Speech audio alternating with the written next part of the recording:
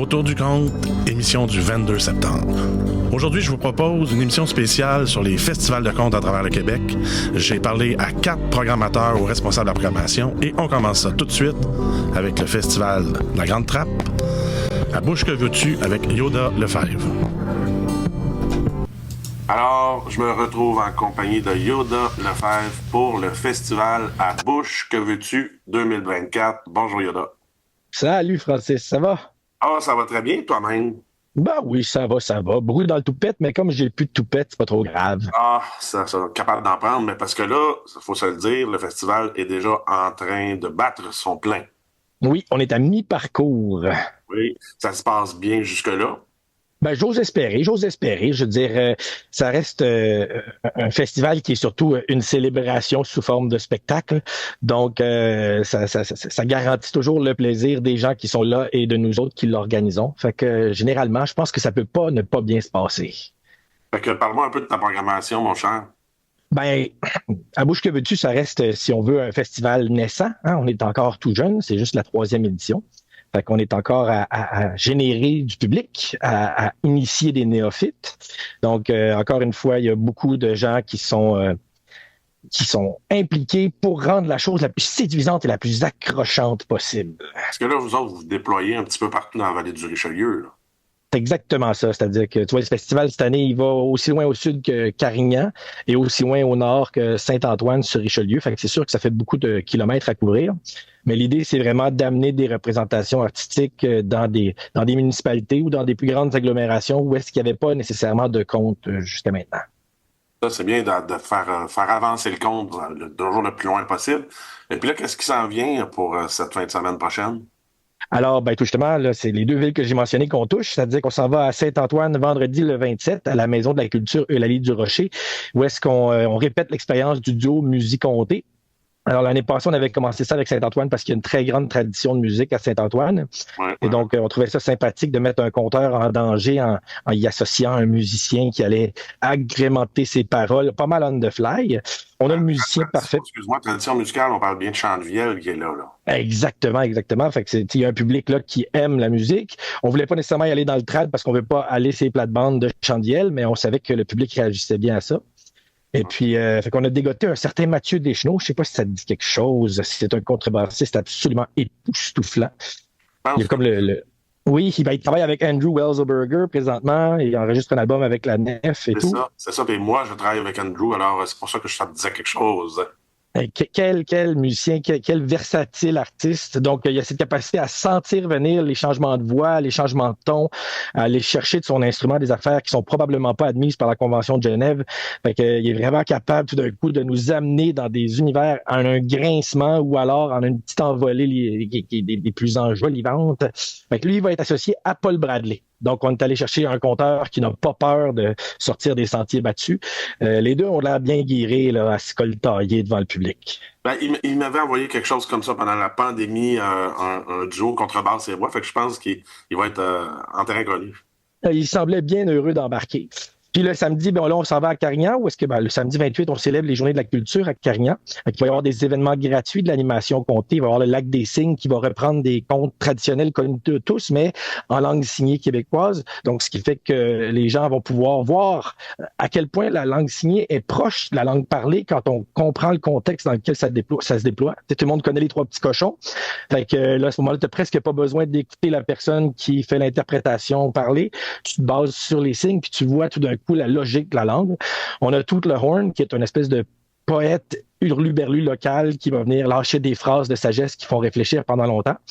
Et d'autres interventions comme ça gratuites sur le terrain. Puis on a des spectacles payants, dont Ariane Labonté qui vient présenter la mer Cirque, qui devrait être absolument grandiose, parce qu'Ariane, comme on sait, quand elle foisonne, elle décolle pas à peu près.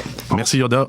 Pour plus d'infos, lagrandetrappe.ca. Maintenant, du Richelieu, on se dirige en Abitibi-Témiscamingue. Alors bonjour, André Bernard, membre du comité organisateur du Festival de contes et légendes en Abitibi-Témiscamingue. Francis Desilets, bonjour et merci de l'invitation à participer à ton émission. Ah, ça fait très plaisir. Alors, 21 ans cette année pour le festival. Eh bien oui, la 21e édition du festival ici à Val-d'Or, qui est régional, on se déplace partout en région, mais le pied la maison mère, si on veut, est située à Val-d'Or, 21e édition, sous le thème Majeur partout, 21 ans majeur partout. Une capsule vidéo promotionnelle qui tourne là-dessus, puis on va jouer un peu sur ce thème-là là, au cours du festival. Vous avez toujours des conteurs invités de l'extérieur. Qui sont-ils cette année? Oui, à chaque année, il y a des compteurs de l'extérieur. Cette année, on en a 3. Pascal Mitsuru-Guérand, qui est le compteur japonais-belge, un japono-belge, qui n'en est pas à son premier voyage au Québec du reste et est déjà venu en Abitibi. Marc-André Fortin et Saulo Giri. Ce seront nos 3 compteurs invités. Oui, oui. Alors, Marc-André Fortin, lui, fait une formation. On est autour de la menterie, si je comprends bien. Effectivement, Marc-André Fortin va être ici la fin de semaine précédant le festival où il va faire une formation sur la menterie, à laquelle je vais participer d'ailleurs. J'espère que je serai un bon menteur. Et les gens qui ont participé, possiblement d'autres, vont pouvoir être ceux qui vont être du concours de la Grande Menterie, qui lui a lieu pendant le festival en Formule 5 à 7. Le fameux concours de la Grande Menterie qui roule à Val-d'Or depuis plusieurs années, qui est toujours très populaire, où on peut élire le meilleur menteur. Sinon, qu'est-ce qu'on peut voir d'autre dans la programmation? Les incontournables de la programmation, je commence avec ça. On a toujours le souper compté le samedi soir, qui est un souper quand même, 4 services, un repas bien servi, un bon menu. Puis comme de raison, chacun des services, entre les services, on a des spectacles de conte. Alors, à ce souper-là, les 3 conteurs invités vont être présents pour faire des prestations. Et des conteurs de la région. On pourra peut-être parler des conteurs de la région un peu plus tard. La menterie, effectivement. Un spectacle qui s'appelle L'écho de la différence le vendredi soir. On va plus vers le slam, poésie, slam, musique. On étire un peu de ce côté-là.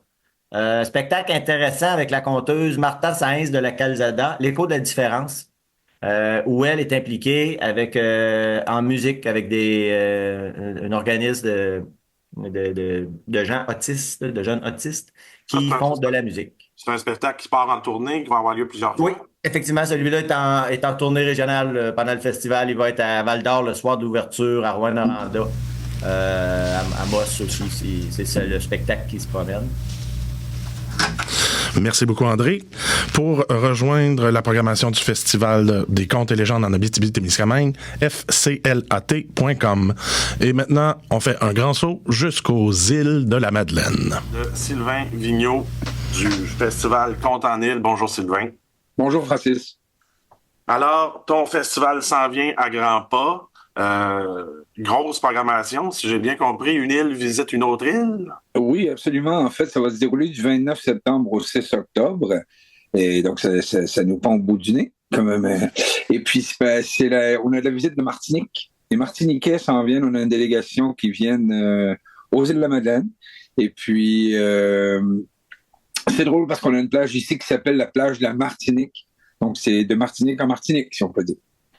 Et événement prévu autour de cette plage-là? Ou Absolument. Ah ouais, absolument. Ça va être... En fait, on fait toujours une balade comptée dans les lieux. Les îles, on a la chance que les îles nous offrent des lieux magnifiques pour se promener puis compter.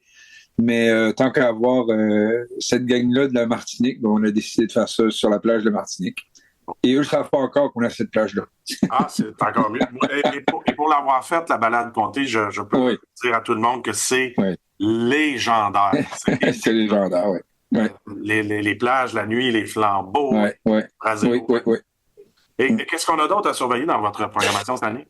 En fait, il y a toujours une nouvelle parole qui est un événement aussi où ce qu'on découvre ou qu'on redonne la parole, soit des vétérans qu'on n'a pas vu souvent ou qu'on n'a jamais vu sur scène. T'sais, on en a dans tous les villages, dans toutes les places. On a, t'as entendu la palabre ou la menterie à un tel, ou qu'on attribue à telle et telle personne, mais on a décidé de mettre ces gens-là à l'avant-plan. Puis aussi d'offrir aux jeunes du secondaire, en secondaire 3, dans les classes de français, ils ont un module de... En fait, il faut qu'ils composent un conte et qu'ils le rendent après. Et puis, c'est une conteuse, madeleinienne, Hélène Richard, qui chapeaute un peu ces jeunes-là. Et puis, on découvre des perles qu'on a découvert. Il y a des conteurs, des jeunes conteurs qu'on a découverts il y a 10 ans et qui comptent encore, qui sont devenus des conteurs locaux qu'on inclut, qu'on intègre dans le festival. Donc, c'est cette soirée-là qui est à surveiller pour découvrir des nouveaux talents. Sinon, bien évidemment, comme tu as parlé, il y a la balade comptée et les contes éclairés, la fameuse nuitée au flambeau qui s'appelait anciennement. Parce que là, c'est magique, on a des spots à feu, on a de la décoration, de lumière un peu partout, et on a 3 scènes différentes où les compteurs se relaient. Donc, le public peut à ce moment-là faire un peu son horaire de sa soirée. Et puis, c'est évidemment, les îles, encore une fois, contribuent à la magie de cet événement-là avec son lieu mythique. Là. Clairement. Ce que j'ai vu aussi, qu'il y avait des contes radiophoniques. Oui, conte radiophonique, ça a été amené il y a quelques années par un autre directeur artistique qui était là à l'époque. Et puis, on a décidé de demander à des conteurs comme ça d'un peu partout. On en a eu de la France, du Québec, on a eu de l'Alberta, et des îles aussi, évidemment, de nous enregistrer un conte, puis la radio locale a embarqué. C'est-à-dire que pendant la semaine du festival, à tous les jours, à 14h, heure des îles, donc 13h pour ceux qui nous écoutent, eh bien, ceux qui nous écoutent sur la Grande-Terre, mettons. C'est ça. On se comprend. Il y aura un conte qui sera diffusé sur les ondes radiophoniques. Et ça a beaucoup marché. En fait, c'est quelques milliers de personnes qui décident d'écouter ces contes-là. Donc, c'est très, très intéressant. Alors, pour rejoindre la programmation de Contes en île, c'est tout simple, contesenile.com. Et maintenant, dirigeons-nous vers Trois Pistoles. Maurice Vanig, directeur artistique du Rendez-vous des Grandes Gueules et mixologue. Cette année, va nous expliquer ça. Bonjour, Maurice. Salut Francis.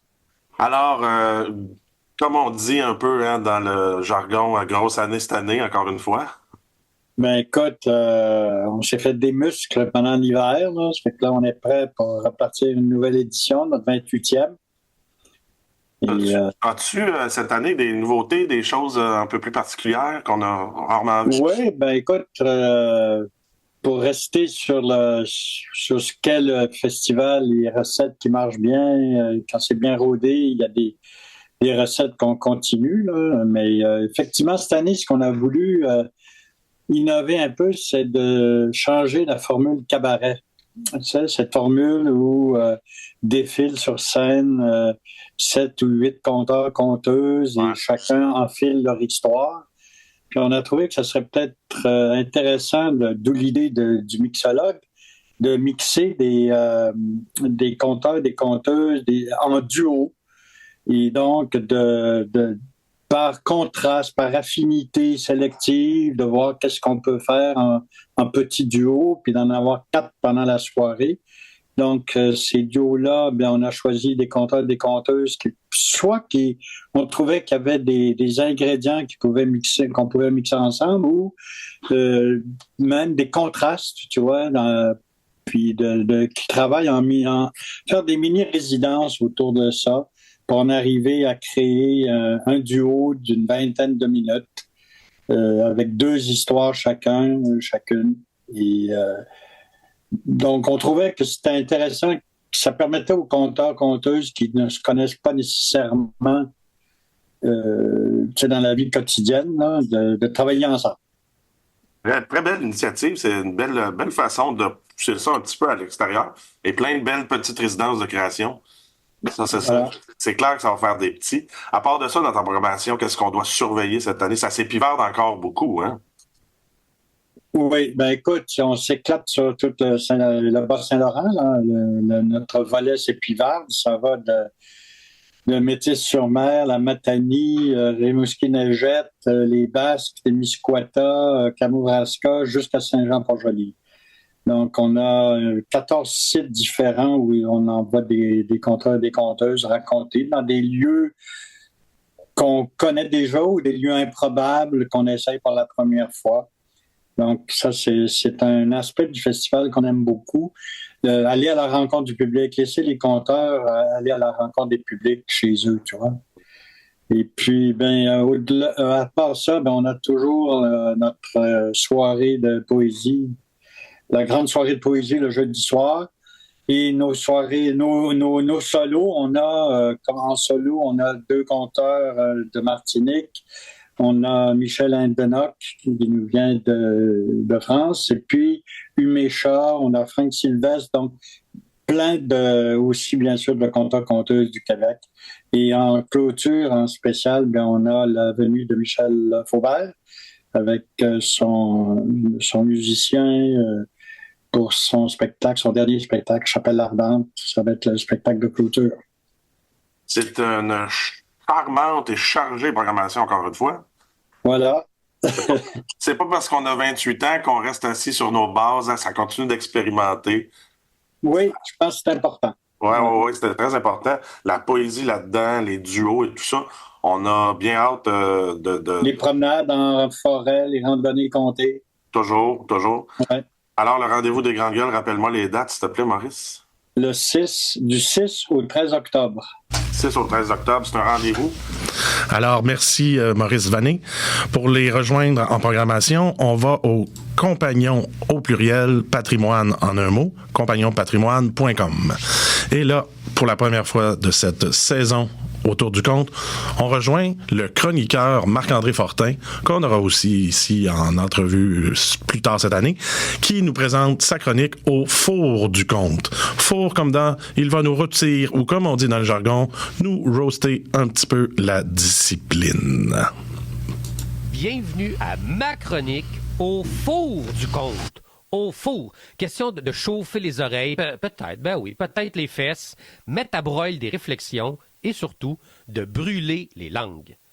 Francis, te souviens-tu il y a 15-20 ans quand on te demandait « Hey, c'est quoi toi ton métier? » Et toi, dans ta candeur universelle, tu répondais « Je suis compteur. » Et l'autre de répondre avec ses yeux de truite ébarouis de que c'est.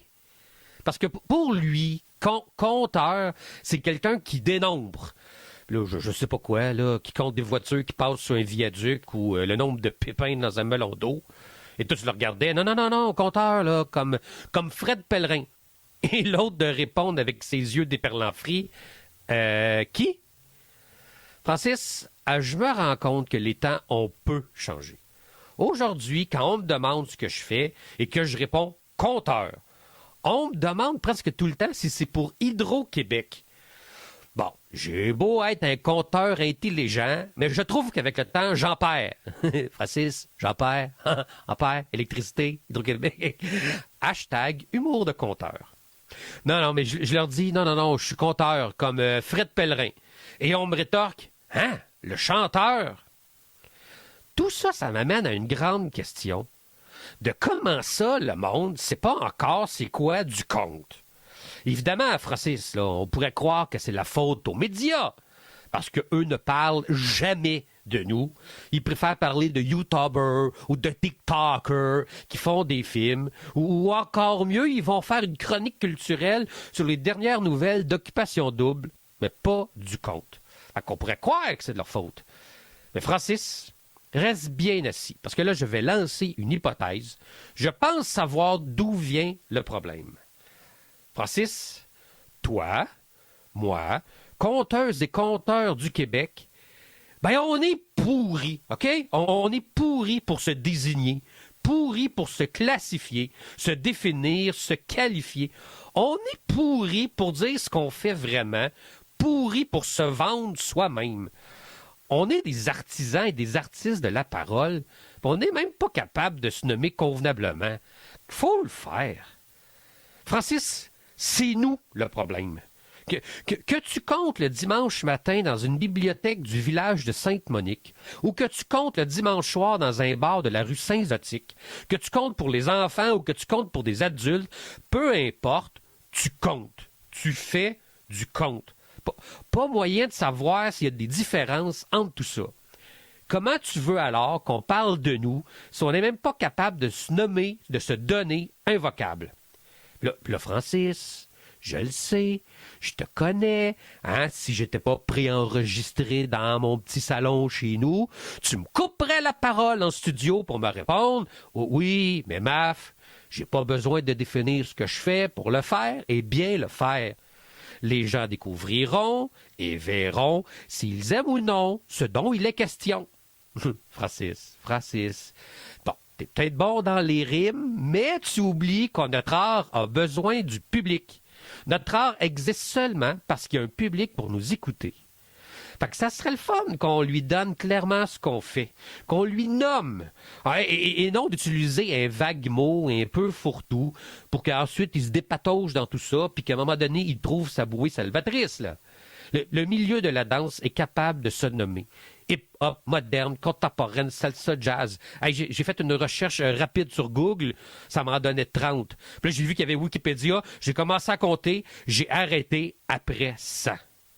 La poésie aussi a ses styles, ses formes. L'humour est capable de se différencier. Mais nous, on compte. Tu sais, Francis, mon oncle Nelson, lui, il haït ça, le rap. Mais il adore le country. Fait que si par hasard, il y a un spectacle du duo Patrice Michaud et Cindy Bédard dans le village, je t'assure qu'il va monter sur son cheval, puis il va y aller. Mais si jamais en deuxième partie, c'est le spécial rap, oh que je te jure que Fouki va passer dans le beurre cette soirée-là.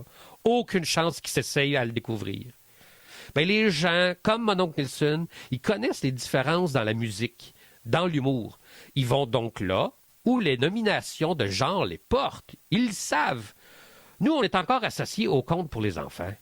Il n'y a aucune chance que ma tante Nicole ose la découverte de la conteuse Valérie Deschamps. Ça sonne bien trop les histoires de Carmen Campagne, ça. Il n'y a aucune maudite chance que ma tante Nicole se déplace. Alors, Francis, comment veux-tu que les médias parlent de nous s'ils n'ont aucun mot pour nous définir?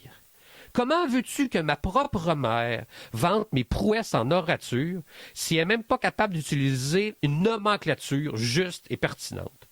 Comment veux-tu que mon propre site Internet définisse mon art si moi-même j'ai pas de qualificatif pour définir mon art? Le conte, cet art ancestral qui consiste à parler dans un micro, disait Michel Faubert. Mais Patsy Galland, là, elle, on dit pas que c'est une barde de la chanson, ni que Paul-Émile Bordua, c'est un peintre de l'art rupestre, mais sur toile. Peut-être alors que Éric Michaud, il fait pas la même chose que Joe Violon en 1850. Tout le monde se contemporainise. Mais nous, milieu conservateur des arts, on vit encore sous la même enseigne, le conte. Mais là, je sais, Francis, tu te demandes, « Hey, meuf, as-tu des solutions? » Ben non, Francis, je te l'ai dit au départ, on est pourris.